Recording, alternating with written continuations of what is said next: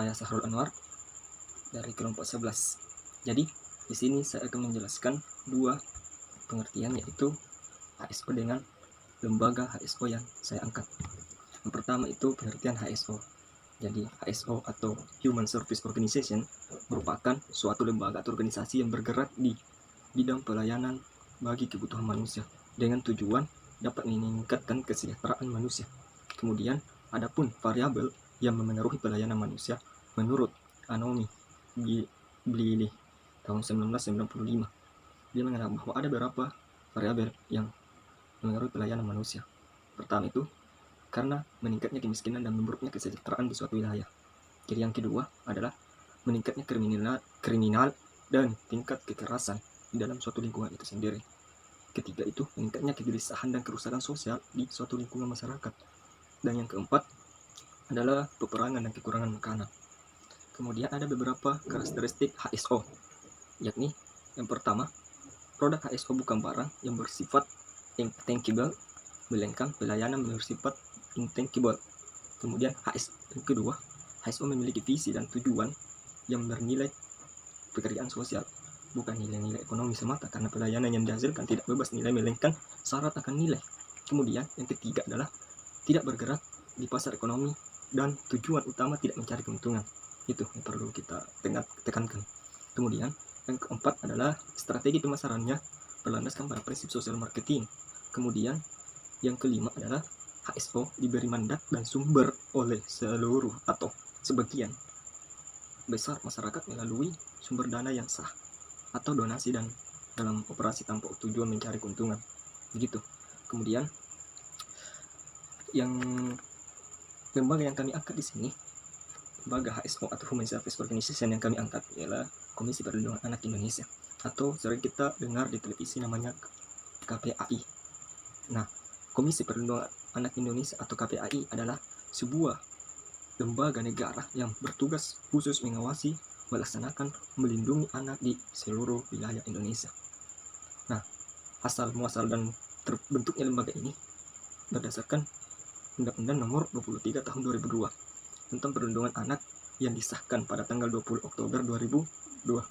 Selanjutnya, sesuai dengan amanat pasal 75 dari undang-undang tersebut, Presiden Megawati Soekarno Putri pada waktu itu menerbitkan keputusan Presiden Kepres nomor 77 tahun 2003 tentang pembentukan Komisi Perlindungan Anak Indonesia.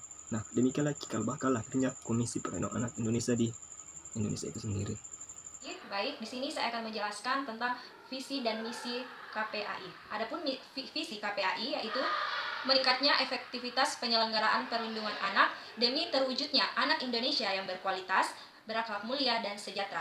Misi yang pertama, melakukan sosialisasi seluruh ketentuan peraturan perundang-undangan yang berkaitan dengan perlindungan anak. Yang kedua, melakukan pengumpulan data dan informasi tentang anak menerima pengaduan masyarakat. Yang ketiga, melakukan penelaahan, pemantauan, dan evaluasi terhadap penyelenggaraan perlindungan anak. Yang keempat, pengawasan terhadap penyelenggaraan perlindungan anak, memberikan laporan, sasaran, masukan, dan pertimbangan kepada Presiden dalam rangka perlindungan anak. Adapun tujuan dan tugas pokok KPAI. Tujuan dari KPAI adalah meningkatkan efektivitas penyelenggaraan perlindungan anak demi terwujudnya anak Indonesia yang berkualitas, berakhlak mulia, dan sejahtera. Di sini saya akan menjelaskan fungsi dan tugas dari KPAI dan juga contoh kasusnya. Jadi fungsi dari KPAI itu atau Komisi Perlindungan Anak Indonesia yaitu melakukan kerjasama dengan lembaga yang dibentuk masyarakat di bidang perlindungan anak. Jadi fungsi ini berdasarkan dari pasal 74 Undang-Undang Perlindungan Anak. Jadi undang-undang ini bersifat independen. Kemudian di poin keduanya itu pemerintah daerah juga dapat membentuk komisi perlindungan anak daerah atau lembaga lainnya yang sejenis untuk mendukung pengawas penyelenggaraan perlindungan anak di daerah-daerah. Jadi kemudian tugas KPAI yaitu memberikan laporan kepada pihak berwajib tentang adanya dugaan penyelenggaraan terhadap undang-undang ini. Jadi dalam pasal 76 Undang-Undang Perlindungan Anak di sini menjelaskan ada 7 poin mengenai tugas pokok dari KPAI. Yang pertama itu melakukan pengawasan terhadap pelaksanaan perlindungan dan pemenuhan hak anak. Kemudian yang kedua memberikan masukan dan usulan dalam perumusan kebijakan tentang penyelenggaraan perlindungan anak. Dan yang ketiga, mengumpulkan data dan informasi mengenai perlindungan anak. Kemudian yang keempat, menerima dan melakukan penelaan atas pengaduan masyarakat mengenai pelanggaran hak anak.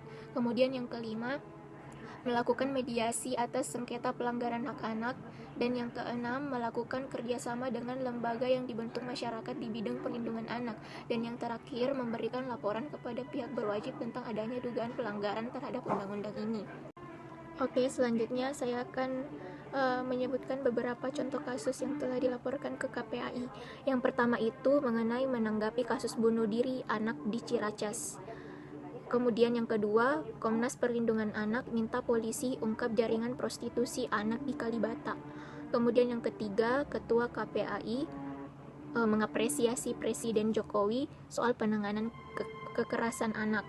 Nah, mengenai bentuk Human Service Organization atau HSO, KPAI ini sendiri merupakan lembaga pemerintahan, lebih tepatnya lembaga independen yang berkedudukan setingkat dengan Komisi Negara, yang dibentuk berdasarkan amanat keputusan Presiden 77 tahun 2003 dan pasal 74 Undang-Undang Nomor 23 tahun 2002 dengan tujuan untuk meningkatkan efektivitas penyelenggaraan perlindungan terhadap anak. Nah, jika dilihat dari penjelasan tadi, maka bisa disimpulkan bahwa bahwa KPAI ini merupakan bentuk HSO, yaitu Public Governmental Agency. Dilihat jika menganalisis tentang pendekatan teoritis HSO, KPAI ini masuk dalam rational legal model. Mengapa kelompok kami bilang rational legal model? Karena KPAI itu memiliki tujuan yang jelas, di mana yaitu meningkatkan efektivitas penyelenggaraan perlindungan terhadap anak di Indonesia. Kemudian yaitu mengawasi pelaksanaan perlindungan anak di Indonesia. Itu KPAI memiliki tujuan yang jelas. Kemudian adanya penentuan posisi yang jelas dalam pembagian tugas dalam struktur KPAI itu sendiri. Kemudian distribusi kewenangannya diformalkan dan berjenjang dengan adanya seorang ketua, wakil ketua, dan 5 bidang yang ada di struktur KPAI serta alur komando yang berjenjang. Dari fungsi HSO pertama pada tingkat masyarakat, yang poin pertama yaitu melakukan sosialisasi. Nah, KPAI ini dalam misinya salah satunya yaitu melakukan sosialisasi tentang ketentuan perundang-undangan perlindungan anak di Indonesia. Nah, ini sejalan dengan fungsi dari HSO itu sendiri. Nah, yang kedua melakukan kontrol sosial.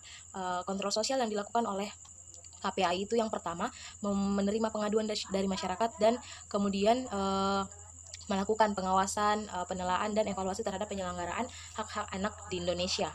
Nah, ini juga merupakan salah satu fungsi HSO, yaitu melakukan kontrol sosial. Baik, hasil analisis kami mengenai KPAI dan HSO. Yang pertama dilihat dari visi dan misi KPAI itu sendiri. Visi dan misi KPAI yaitu meningkatkan efektivitas penyelenggaraan perlindungan anak di Indonesia. Adapun misi dari KPAI itu yang pertama melakukan sosialisasi tentang perlindungan anak, yang kedua mengumpulkan dan menerima informasi dan data mengenai anak, kemudian yang ketiga menerima pengaduan masyarakat dan memantau dan mengevaluasi penyelenggaraan perlindungan terhadap anak. Nah, dari visi dan misi KPAI ini sendiri bisa dikaitkan dengan karakteristik HSO, yang dimana produk HSO bukan berupa barang yang bersifat tangible, melainkan pelayanan yang bersifat intangible. Nah, KPAI ini sendiri menerima pengaduan, jadi membuka layanan pengaduan masyarakat tentang perlindungan anak Indonesia, di mana hak-hak anak Indonesia yang terancam. Nah, di sini KPAI membuka layanan pengaduan tersebut. Nah, dan yang kedua, KPAI juga memiliki visi dan misi yang bernilai pekerjaan sosial, bukan bernilai ekonomi yang mencari keuntungan. Nah, yang ketiga tadi pemaparan tentang hasil analisis kelompok kami mengenai KPAI dan HSO. Terima kasih atas perhatiannya. Assalamualaikum warahmatullahi wabarakatuh.